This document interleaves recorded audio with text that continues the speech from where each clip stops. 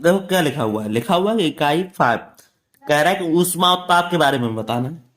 बहुत ही simple question है, चलो देख लेते हैं। लिखा हुआ कि निम्नलिखित प्रश्नों के सही उत्तर चुनकर लिखिए। क्या कह रहा है कि द्रव के गैस में बदलने की क्रिया को कहते हैं, क्या कहते हैं? गलनांक कहते हैं, हिमांक कहते हैं, बाष्पीकरण कहते हैं या संघनन कहते हैं।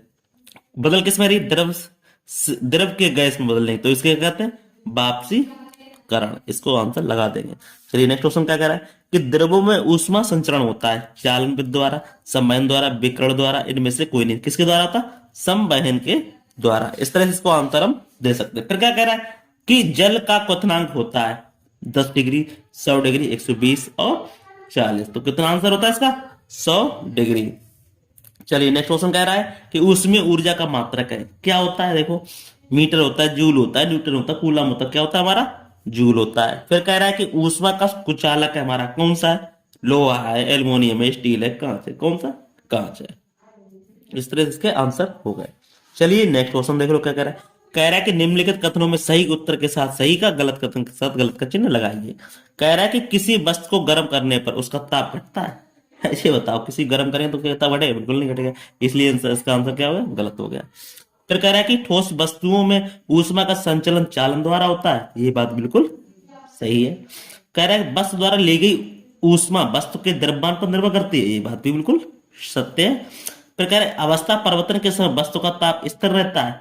ये बात बिल्कुल सत्य है। पारा ऊष्मा का कुचालक है। ये बात बिल्कुल गलत है। इस तरह से इसके आंसर हो गए। चलिए अब हम करते हैं नेक्स्ट क्वेश्चन की बात। क्या कह रहा है नेक्स्ट क्वेश्चन हमारा? नेक्स्ट क्वेश्चन क्या कह रहा है? कह रहा है कि निम्न रिक्त स्थानों की पूर्ति कीजिए। रिक्त स्थानों की हमें पूर्ति करना है। कह रहा है कि ताप का ऐसा ही मात्रक क्या होता है? यहां लिखेंगे केल्विन। क्या होता है? केल्विन।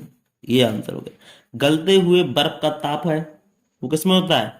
सेल्सियस में होता है। किसी ठोस के द्रव में बदलने की क्रिया क्या कहलाती है? गलनांक। क्या कहलाती है? गलनांक कहलाती है। कह रहा है कि विकिरण विद्युत द्वारा ऊष्मा स्थानांतरण में किसकी आवश्यकता होती है? माध्यम की। किसकी होती है? माध्यम की आवश्यकता नहीं होती है। कह रहा है कि बर्तन का हत्ता बनाने में क्या करते हैं? कुचालक धातु का प्रयोग किया जाता है। ठीक। अब चलिए नेक्स्ट क्वेश्चन देख लेते हैं। कह रहा है कि कालम का खा में मिलान कीजिए। ठीक कर लेते हैं।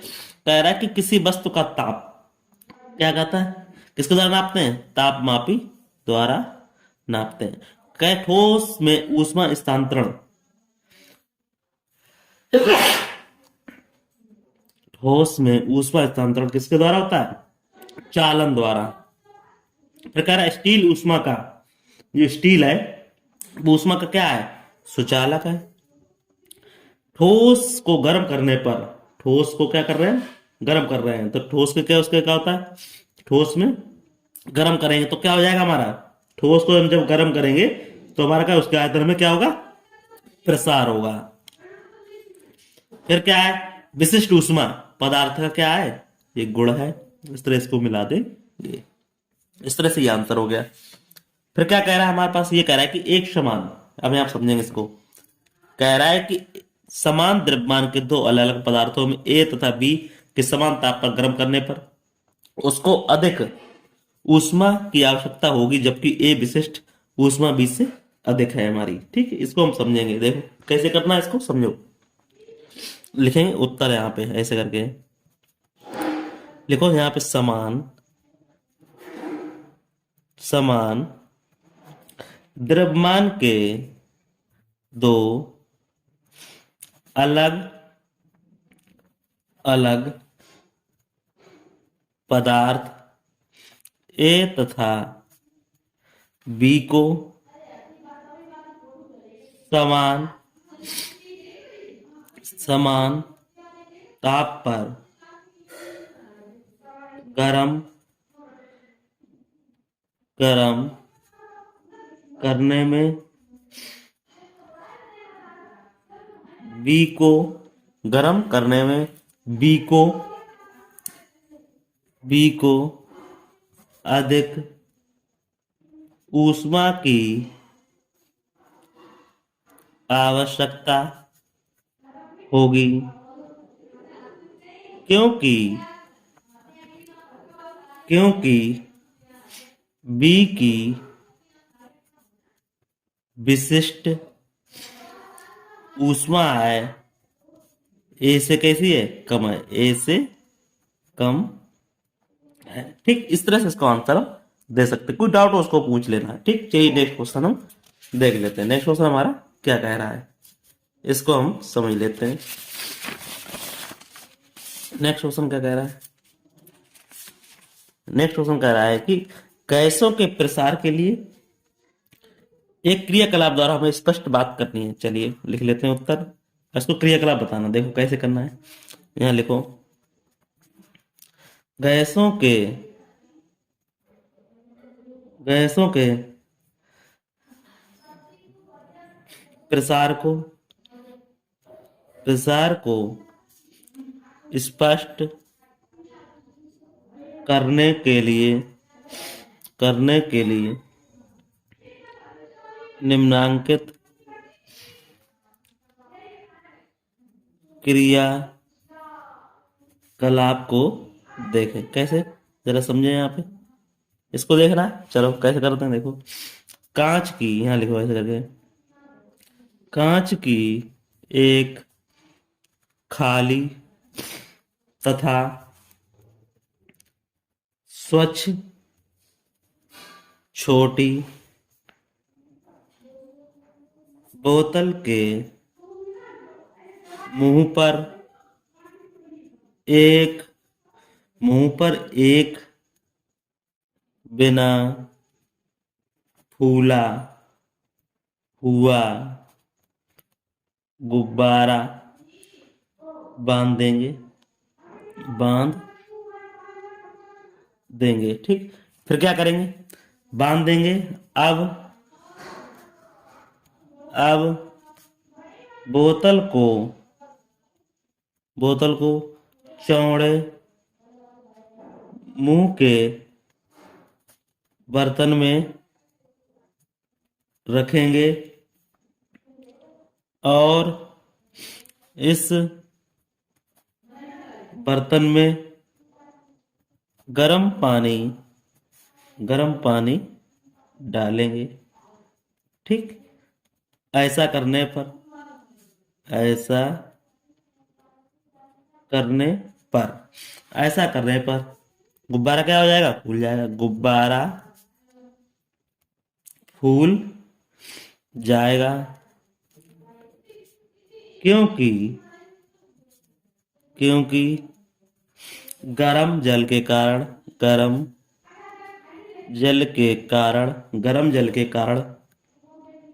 बोतल के अंदर की हवा गर्म होकर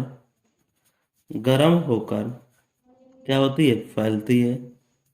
गर्म होकर फैलती है और बोतल के मुंह पर लगे गुब्बारे में प्रवेश करती है और गुब्बारा फूल जाता है। बोतल को गरम जल से निकालकर ठंडा करने पर गुब्बारा पुनः पिचक जाता है। इससे यह निष्कर्ष निकलता है कि गैसों में प्रसार होता है। गर्म करने पर गैसें फैलती हैं और ठंडा करने पर क्या होती हैं? सिकुड़ती हैं। करने पर क्या होती हैं? सिकुड़ती हैं। इस तरह से इसका आंसर दे सकते हैं। कोई डाउट हो उसको पूछ लें। ये बहुत ही अच्छा क्वेश्चन था, इसको कैसे करना है वो हमने आपको बता दिया है। ठीक, चलिए नेक्स्ट क्वेश्चन देख लेते हैं। कह रहा है कि रेल की पटरी जोड़ते समय उनके बीच थोड़ी सी जगह क्यों छोड़ देते हैं? बहुत ही प्यारा क्वेश्चन है, चलिए इसको कर लेते हैं। लिखो क्या कह रहा है। रेल की पटरियों को जोड़ते जोड़ते समय उनके बीच कुछ जगह छोड़ी जाती है ताकि ताकि गर्म होकर फैलने पर पटरी टेढ़ी ना हो जाए। बस इसका ही आंसर, बहुत ही सिंपल क्वेश्चन था। ठीक, चलिए अब नेक्स्ट क्वेश्चन देख लेते हैं। क्या कह रहा है? सुचालक तथा कुचालक पदार्थों में हमें अंतर बताना है। चलिए उत्तर इसको हम डाल देंगे। कैसे है देखो, यहाँ लिखेंगे जिन पदार्थों से ऊष्मा का क्या हो रहा है? संचरण हो रहा है। ऊष्मा का संचरण कैसा हो? सुगमता पूर्वक होता है। उन्हें हम क्या कहते हैं? उन्हें ऊष्मा का क्या कहते हैं? सुचालक कहते हैं। ऊष्मा का सुचालक कहते हैं। ठीक, जैसे यहां पर लगा दो। जैसे जैसे क्या है? लोहा, एल्यूमिनियम, मिनियम, तांबा आदि। ठीक, इस तरह से इसका आंसर दे रहा है। अब फिर लिख दो जिन जिन पदार्थों में ऊष्मा का संचरण सुगमता से नहीं नहीं होता है, उन्हें ऊष्मा का क्या कहते हैं? कुचालक कहते हैं। उसे ऊष्मा का कुचालक कहते हैं। कुचालक कहते हैं। जैसे जैसे लिख दो यहाँ पे। जैसे लकड़ी हो गई हमारी, और क्या हो गई? कागज हो गया, और क्या हो रहा है? ऊन हो गया, और क्या हो गया? यहाँ पे लिख दो, यहाँ पे लिख दो वायु हो गई, और आदि। इस तरह से इसका आंसर हम दे सकते हैं। ठीक, कोई डाउट हो उसको पूछ ले। इस तरह से आपका ये आंसर हो गया। चलिए अब हम करते हैं नेक्स्ट क्वेश्चन की बात। नेक्स्ट क्वेश्चन हमारा क्या कह रहा है? नेक्स्ट क्वेश्चन देखो क्या कह रहा है। नेक्स्ट क्वेश्चन ये कह रहा है कि क्या दे रहा है देखो, 98.6 डिग्री फ़ारेनहाइट को डिग्री सेंटीग्रेड में बदलना है। बहुत ही सिंपल क्वेश्चन है। यहाँ लिखेंगे उत्तर, इसको हम चेंज करेंगे। क्या लिखा हुआ है हमारा? देखो सेंटीग्रेड बटे 100 फार्मूला होता है, तो क्या करें? 5 - 32/180 होता है। अब देखो यहाँ पे क्या हो रहा है? देखो इसको कैंची गुणा करेंगे, क्या हो जाएगा? 180C बराबर, इसका एक्सप्रेशन करेंगे तो ठीक। तो फ़ारेनहाइट में क्या दिया गया? ये वाला फ़ारेनहाइट दिया गया देखो, और ये 32 दिया गया। फ़ारेनहाइट में दिया गया देखो। तो यहाँ पे क्या करेंगे देखो, तो हमारे पास फ़ारेनहाइट कितना दिया है? 98.6 माइनस के 32 गुणा क्या हमारा 100 है। सीधी सिंपल सी बात है। तो हमारा क्या हो जाएगा? 180C बराबर, इसमें से इसको घटा देंगे कितना बचेगा? यहाँ से इसको घटा देंगे कितना बचेगा? 66.6 गुणे 100 तो इसका कितना आ जाएगा भाई, 2 जीरो इधर बढ़ जाएगा, कितना हो जाएगा 6,660। ठीक, तो सी बराबर क्या जाएगा 6,660/180। तो यहां से जीरो जीरो कट गया, तो कितना हो 666/18 बढ़ गया। अब इसका हम क्या करेंगे, इसका भाग दे देंगे, तो कितना आ जाएगा 37 डिग्री सेंटीग्रेड। यहाँ लिख देंगे सेंटीग्रेड। इस तरह से इसका हम आंसर कर सकते हैं। बहुत ही सिंपल क्वेश्चन था। चलिए नेक्स्ट क्वेश्चन कह रहा है गलनांक की परिभाषा लिखिए। चलिए इसके बारे में हम जान लेते हैं कैसे। देखो, वह है निश्चित ताप जिस पर कोई ठोस गर्म करने पर द्रव में बदलता है, उसे पदार्थ का क्या कहते हैं, गलनांक कहते हैं। यहाँ ले तो बर्फ का जो गलनांक होता है वो कितना होता है 0 डिग्री सेल्सियस है। ठीक, इस तरह इसको हम गलनांक की परिभाषा से समझ कर सकते हैं। फिर कह रहा है क्वथनांक बताइए। बहुत ही ये भी अच्छा क्वेश्चन है, लिखो यहाँ पे क्वथनांक, लिखो यहाँ पे। वह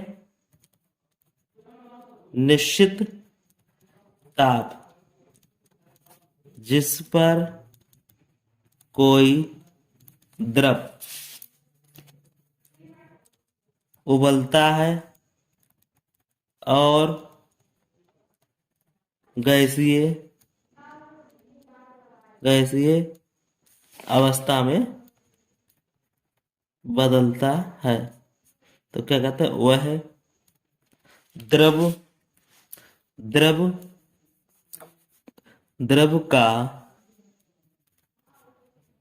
क्वथनांक द्रव का क्वथनांक कहलाता है।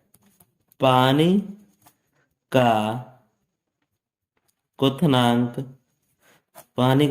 कितना है 100 डिग्री सेल्सियस है। ठीक, इस तरह से आंसर हो गया।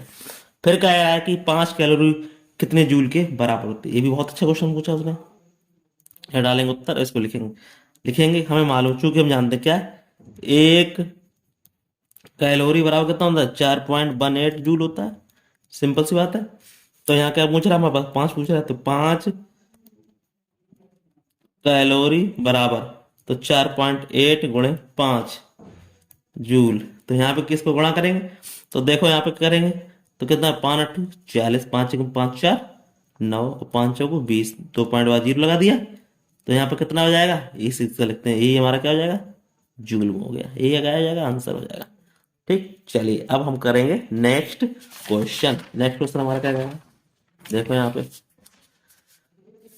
नेक्स्ट क्वेश्चन कह रहा है कि हमसे क्या कह रहा है कि समान पदार्थ के 2 टुकड़ों का द्रव्यमान 2 किलोग्राम तथा 4 किलोग्राम है। समान ऊष्मांक देने पर किसका ताप अधिक रहेगा। बहुत ही अच्छा क्वेश्चन है।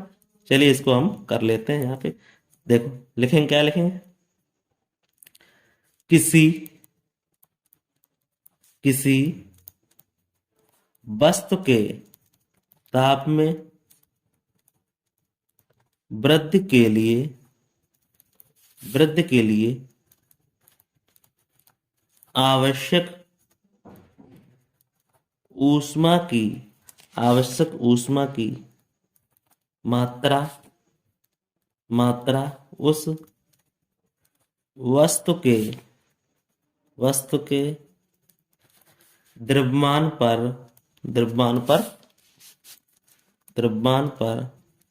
निर्भर करती है। यदि समान पदार्थ के दो टुकड़ों का द्रव्यमान क्या हो क्रमशः दो कितना दिया 2 किलोग्राम दिया है, लिखो यहाँ पे 2 किलोग्राम तथा यहाँ दिया गया 4 किलोग्राम। क्या दिया गया 4 किलोग्राम ग्राम किलोग्राम है तो समान ऊष्मा देने पर दो दो किलोग्राम द्रव्यमान वाले वाले टुकड़े का ताप हमारा कैसा रहेगा, अधिक बढ़ेगा। इस तरह से इसका आंसर हम दे सकते हैं। बहुत ही सिंपल क्वेश्चन था, कोई डाउट हो उसको पूछ ले सकते हैं, कोई हमें ऐसी दिक्कत वाली बात नहीं है। कोई भी समस्या हो तो उसको हम कमेंट बॉक्स में जरूर करें, जिससे क्या हो जाएगा, तो मैं आपके उसके आंसर जरूर आपको प्रदान किया जाएगा। जिससे आपको समस्या होगी तो उसका हल जरूर किया जाएगा। तो इस तरह से कोई डाउट हो उसको जरूर कमेंट बॉक्स में जरूर पूछें। चलिए नेक्स्ट क्वेश्चन हम देख लेते हैं क्या कह रहा है। 14वां क्वेश्चन हमसे क्या कह रहा है। 14वां क्वेश्चन कह रहा है कि 0.2 किलोग्राम द्रव्य के क्या है, ताप के क्या है 20 डिग्री, और क्या दिया गया 70 डिग्री तक बढ़ाने के लिए 700 कैलोरी की आवश्यकता होती है। तो द्रव्य की हमें विशिष्ट ऊर्जा ज्ञात करनी है, वो भी कैलोरी में और जूल में, हमें दोनों में बतानी है। चलिए इसको क्वेश्चन को जरा देखते हैं, समझते हैं। तो हमारे पास देखो हम जानते हैं यहाँ पे क्या दिया गया 0.2 किलोग्राम द्रव्य के ताप को। तो हमारे पास क्या दिया है यहाँ पे भाई, और संग में क्या दिया 700 कैलोरी क्यों दी गई हमारे पास, देखो। तो यहाँ आप लिखेंगे, यहाँ पे क्या लिखेंगे जरा समझो यहाँ पे। तो यहाँ पे ऐसे लिखेंगे, उत्तर डालेंगे यहाँ पे ऐसे करके, और यहाँ पे इसका आंसर लिखेंगे ऊष्मा की मात्रा Q बराबर कितना दिया गया 700 भाई कैलोरी दिया गया, देखो 700 कैलोरी दिया गया। अब हमें मालूम है 700 कैलोरी कितनी होती है एक में, अभी बताया तो मैंने 4.18 होती है। तो इसका हम गुणा करेंगे इसमें, तो कर लो इसको गुणा। तो क्या होगा 7 8 56 6 7 7 5 12 और 7 चौको 28 और 29 2 पॉइंट बाद जीरो लगा दो यहाँ। अब यहाँ पे 2 जीरो लगे हुए इसलिए पॉइंट लगाने की जरूरत इसमें है नहीं, क्योंकि यहाँ पे काटेंगे वापस ये हमारे 2 जीरो लग जाएंगे तो 0.2 हट जाएंगे, तो हमारे वापस कितने में जाएंगे 29.6 वापस ये बच जाएगी। ये हमारा क्या निकला है जूल आ गया। हमें बताना कैलोरी था जूल में बताना। अभी इसके बाद हमारे पास ये दिया गया द्रव एम भी दिया गया द्रव में, तो लिखेंगे यहाँ पे क्या लिखेंगे जरा इसको समझ लेते हैं। अब देखो यहाँ पे कैसे समझना है इसको जरा देखो। पदार्थ का द्रव्यमान कितना दिया गया लिखो यहाँ पे, लिखेंगे हम पदार्थ का द्रव्यमान एम कितना दिया गया यहाँ पर 0.2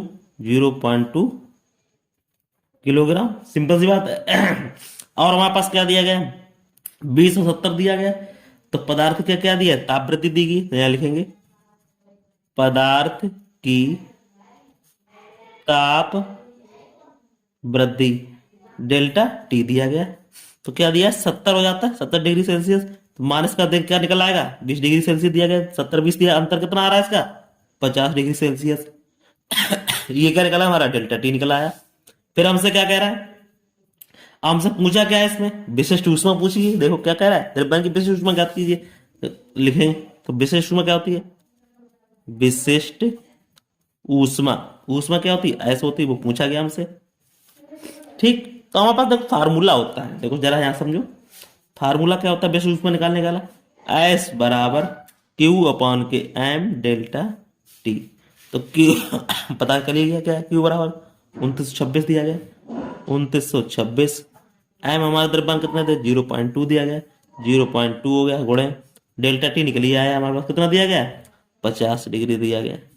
इसको कर लेंगे सॉल्व, देखो 2926 इसका इसमें कोड़ेंगे 50 मतलब कितना पॉइंट हट जाएगा, कितना बचेगा 10 बच जाएगा। इसमें भाग देंगे क्या बचे 92.6 ये जूल।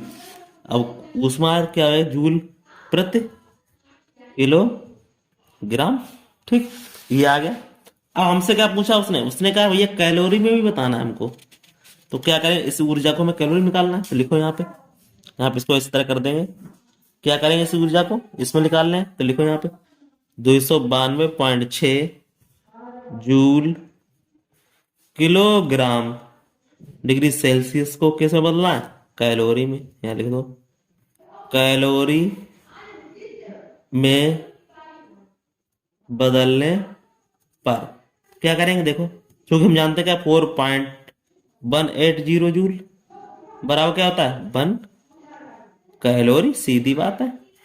तो हमारे पास कितना दिया गया हमारे पास 292.6 जूल बराबर 292.6 बटे 4.1, इसका हम भाग देंगे तो कितना निकल आएगा? 70 कैलोरी प्रति किलोग्राम। इस तरह से ये आंसर हो जाएगा। तो हमारा देखो आंसर क्या है, कैलोरी में भी आ गया और हमारा जूल में, जूल ये वाला आ गया, कैलोरी में ये वाला आंसर आ गया। तो इस तरह से इसका आंसर हो गया। कोई डाउट हो उसको पूछ लेना है, ठीक, कोई डाउट हो हमसे। चलिए अब हम नेक्स्ट क्वेश्चन है उसको देख लेते हैं। नेक्स्ट क्वेश्चन हमारा क्या कह रहा है, ये कह रहा है देखो, कह रहा है कि 0.2 किलोग्राम द्रव्यमान में 135 से 2500 को ठंडा करने पर द्रव में निकली हुई उसमें ऊर्जा का ज्ञात करना है। द्रव की विशिष्ट ऊर्जा इतनी दी गई है, हमारे पास इसमें विशिष्ट ऊर्जा दी गई है। चलिए इसको हम देख लेते हैं कैसे करना है। देखो यहाँ लिखेंगे, तो देखो यहाँ पे क्या होता है, उत्तर डालेंगे, यहाँ पे इसको लिखेंगे। तो देखो ऊष्मीय ऊर्जा बराबर हमारे पास बताओ था क्या होता है, पदार्थ का द्रव्यमान गुणे पदार्थ की विशिष्ट ऊष्मा गुणे पदार्थ की ताप वृद्धि, ये होता है, ठीक। अब हमें मालूम है ऊष्मीय ऊर्जा क्यों पूछी गई है, ठीक। अब पदार्थ का द्रव्यमान हमारे पास दिया गया, लिखो यहाँ पदार्थ का द्रव्यमान m बराबर कितना दिया, 0.2 किलोग्राम, ठीक। अब हमारे पास क्या कह रहा है, पदार्थ की विशिष्ट ऊष्मा देखो दी गई, यहाँ पे देखो कितना दी गई, 750 दी गई है। लिखो यहाँ पे लिखेंगे पदार्थ की विशिष्ट ऊष्मा बराबर कितना दी, 750 जूल प्रति किलोग्राम, ठीक।